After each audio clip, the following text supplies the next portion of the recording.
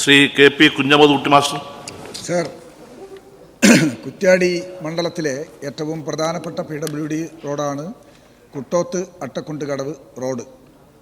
മണ്ഡലത്തിലെ ഏറ്റവും വലിയ പഞ്ചായത്തായ മണിയൂർ പഞ്ചായത്തിലെ നിവാസികളുടെ പ്രധാനപ്പെട്ട ഗതാഗത മാർഗമാണ്. 15 വർഷമായി ഈ റോഡിന് വേണ്ടി ജനങ്ങൾ കാത്തിരിക്കുകയാണ്.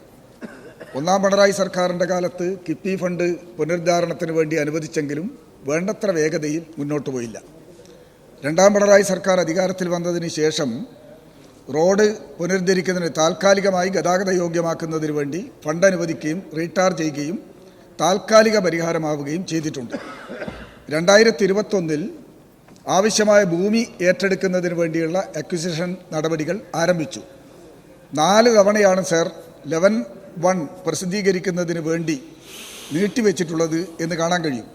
ഇപ്പോൾ വീണ്ടും 19-1 പ്രസിദ്ധീകരിക്കുന്നതിന് വേണ്ടി ലഭിച്ചിട്ടുള്ള കാലാവധി ഈ നവംബർ 9 ആണ്.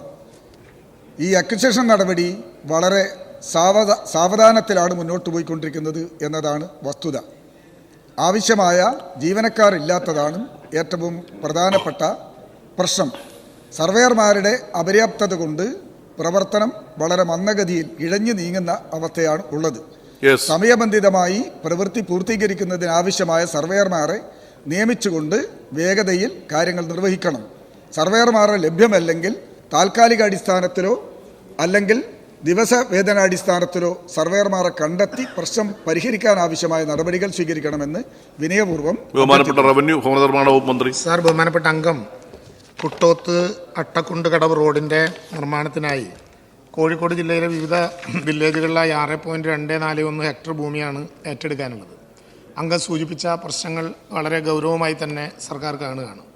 13/8/2018 ഗവൺമെൻറ് ഉത്തരവ് 53/2018 റവന്യൂ പ്രകാരവും 14/8/2018 2263 നമ്പർ അസാധാരണ ഗസറ്റിൽ പ്രസിദ്ധീകരിച്ച പ്രകാരവും സാമൂഹ്യാഘാത പഠനം നടത്തുന്നതിന് കോട്ടയം ജില്ലയിലെ കേരള വോളണ്ടറി ഹെൽത്ത് സർവീസ് എന്ന ഏജൻസിയെ ചുമതലപ്പെടുത്തിക്കൊണ്ട് ഫോർവേഡ് 1 വിജ്ഞാപനം പുറപ്പെടുവിക്കുകയുണ്ടായി.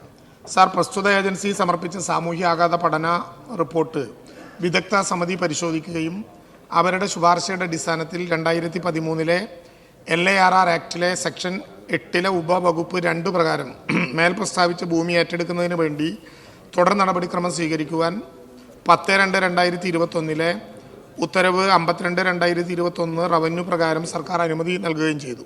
സർ, 2013 LARR ആക്ടിലെ സെക്ഷൻ 14 വ്യവസ്ഥകൾ പ്രകാരം 21/5/2023 130/2023 റവന്യൂ ഉത്തരവ് പ്രകാരം 11-1 വിജ്ഞാപനം പ്രസിദ്ധീകരിക്കുന്നതിനുള്ള സമയപരിധി നീട്ടി നൽകിയത് 8/11/2023 അവസാനിക്കുകയുണ്ടായി. 2013 LARR ആക്ടിലെ സെക്ഷൻ 14 പ്രകാരം സമുചിത സർക്കാരിന് ന്യായമായ കാരണങ്ങൾ നിലനിൽക്കുന്നു എന്ന് ബോധ്യപ്പെട്ടാൽ 12 മാസത്തിലെ കാലാവധി നീട്ടി നൽകുന്നതിന് അധികാരം ഉണ്ടായിരിക്കുന്നതാണ്. സാർ, കുട്ടോത്ത് അട്ടക്കുണ്ടുകടവ് റോഡിൻ്റെ നിർമ്മാണവുമായി ബന്ധപ്പെട്ട് 11-1 വിജ്ഞാപനം 9/11/2023 പുറപ്പെടുവിച്ചത്. അതായത് സമയപരിധി അവസാനിച്ചതിന് 1 ദിവസം കഴിഞ്ഞാണ്. ഈ സാഹചര്യത്തിൽ 8/11/2023 മുതൽ 9/11/2023 വരെയുള്ള 11-1 വിജ്ഞാപനം പ്രസിദ്ധീകരിക്കുന്നതിനുള്ള സമയപരിധി 11-1 വിജ്ഞാപനത്തിനു ശേഷം നൽകാമോ എന്ന് അഡ്വക്കേറ്റ് ജനറലിൻ്റെ നിയമോപദേശം ലഭ്യമാകുവാൻ കോഴിക്കോട് ജില്ലാ കളക്ടറോട് ആവശ്യപ്പെടുകയുണ്ടായി.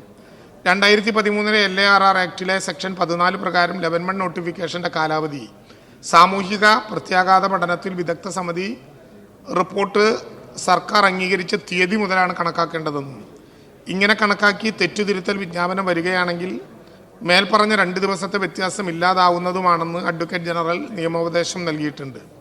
എന്നാൽ മേലേറ്റെടുക്കൽ പദ്ധതിയുമായി ബന്ധപ്പെട്ട് 11-1 നോട്ടിഫിക്കേഷൻ പരസ്യപ്പെടുത്തുന്നതിനുള്ള അടിസ്ഥാന തീയതിയായി പരിഗണിച്ചത് സാമൂഹ്യാഘാത പഠന റിപ്പോർട്ട് വിലയിരുത്തി വിദഗ്ധ സമിതി സമർപ്പിച്ച തീയതിയായ 9/11/2020 സർക്കാരിൽ നിന്ന് പക്ഷേ അംഗീകാരം ലഭിച്ചിട്ടുള്ള തീയതി 10/2/2021 ഇത്തരത്തിൽ ജില്ലാ കളക്ടർ ലഭ്യമാക്കിയ റിപ്പോർട്ടിൻ്റെയും അഡ്വക്കേറ്റ് ജനറലിൻ്റെ നിയമോപദേശവും പരിഗണിച്ച് കുട്ടോത്ത് അട്ടക്കുണ്ടുകടവ് റോഡിൻ്റെ നിർമ്മാണത്തിനായി കോഴിക്കോട് ജില്ലയിലെ വിവിധങ്ങളായ വില്ലേജുകളിൽ 6.241 ഹെക്ടർ ഭൂമി ഏറ്റെടുക്കുന്നത് സംബന്ധിച്ച് തുടർ നടപടികൾ സ്വീകരിക്കുന്നതാണ്. റോഡ് വികസനത്തിൻ്റെ അലൈൻമെൻറ്റ് സംബന്ധിച്ച് കേരള ഹൈക്കോടതിയിൽ റിട്ട് പെറ്റീഷനുകൾ നിലവിലുണ്ട് സാർ. എങ്കിലും അലൈൻമെൻറ്റ് പ്രകാരമുള്ള സർവേ ജോലികൾ പുരോഗമിച്ചു വരുന്നുണ്ട്. പക്ഷേ ബഹുമാനപ്പെട്ട അംഗം ചൂണ്ടിക്കാണിച്ചതുപോലെ സർവേയറുടെ കുറവ് ഭൂമി ഏറ്റെടുക്കൽ നടപടി വൈകിക്കുന്നതിനൊരു പരിധിവരെ കാരണമാകുന്നുണ്ട്. ബഹുമാനപ്പെട്ട അംഗം നേരിട്ടും കോഴിക്കോട് ജില്ലാ റവന്യൂ അസംബ്ലിയിലും ഇക്കാര്യം വളരെ കർശനമായി ഉന്നയിക്കുകയുണ്ടായി.